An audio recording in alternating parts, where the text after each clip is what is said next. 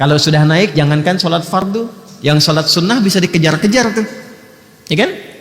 Baik, tapi kadang-kadang yang takis turun. Kalau sudah turun, jangankan sholat sunnah, yang fardu bisa terlambat, ya kan? Sampai nunggu iqamat kan?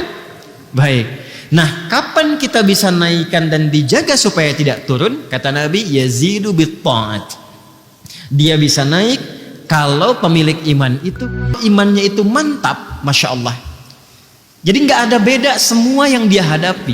Ketika itu mendatangkan suka, dia bersyukur. Ketika dia merasakan duka pun, dia bersabar. Jadi semua dilihatnya itu serupa. Sebagai anugerah yang Allah turunkan tentang bagaimana cara menyikapinya. Itu sesuatu yang sangat indah.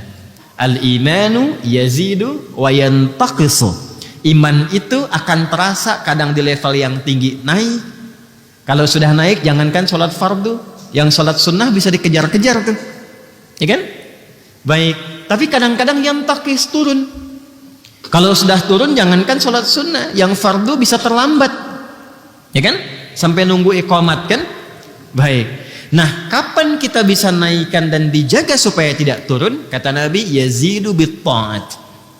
Dia bisa naik kalau pemilik iman itu konsisten memperbanyak ketaatan. Wujud ketaatan itu wujudnya adalah ibadah. Karena itu kalimat iman pertama dalam Al-Quran disusulkan dengan ibadah. Al-Baqarah ayat 3 yang telah kita lampaui dulu. Alladzina yu'minuna bil ghaib. Dan itu kalimat iman pertama kan? Orang takwa yang sejati itu yang akan mendapatkan petunjuk yang benar dari Al-Quran. Ciri pertamanya adalah dia memiliki konsistensi keimanan terhadap Allah sekalipun belum nampak dalam pandangannya. Lalu bagaimana dia menjaga konsistensi iman itu?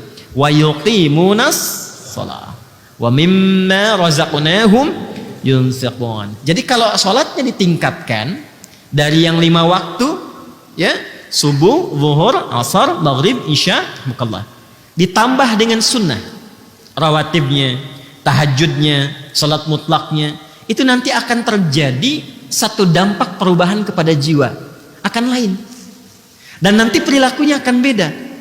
Kalau nggak percaya silahkan, akan terjadi perubahan pada diri kita.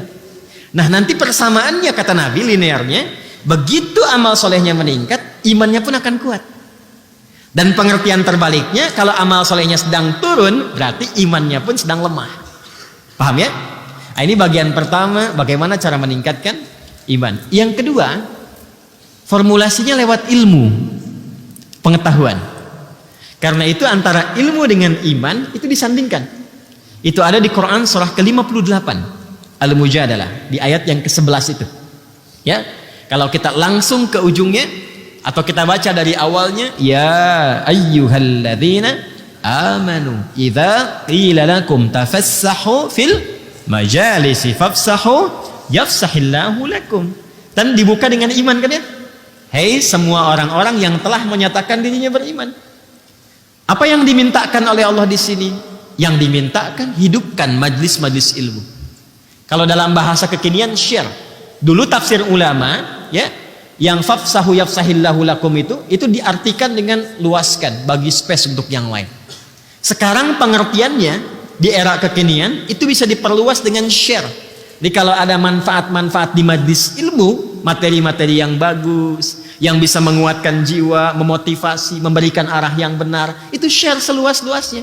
Ya. Sehingga dengan di-share itu, setiap orang bisa mendapatkan kesempatan yang serupa untuk meningkatkan keimanannya. Kalau bahasa Nabi, boleh jadi, kan? Boleh jadi itu. Ya, yang mendapatkan sharean itu mendapatkan manfaat yang lebih banyak bahkan dibandingkan dengan yang nge-share. Maksudnya apa? Mungkin lebih berdampak kepada yang mendapatkan itu.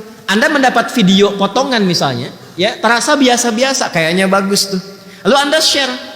Bagi sebagian orang itu yang dia cari selama ini. Ketika dia mendapatkan itu, terasa bagi dia sebuah perubahan. Ketika dia berubah, Anda yang men-share itu mendapatkan transferan pahala dari setiap hasil perubahannya. Indah kan ya? Karena itu di ujung ayatnya ditutup, yarfa'illahu alladhina amanu minkum walladzina utul ilma darajat. Jadi kalau belajar yang benar, ilmu yang benar itu itu secara otomatis ilmu yang telah dipelajari mampu meningkatkan iman. Ingat itu ya. Jadi itu ilmu yang diridhoi oleh Allah. Karena itu saya itu suka minta maaf sebesar-besarnya.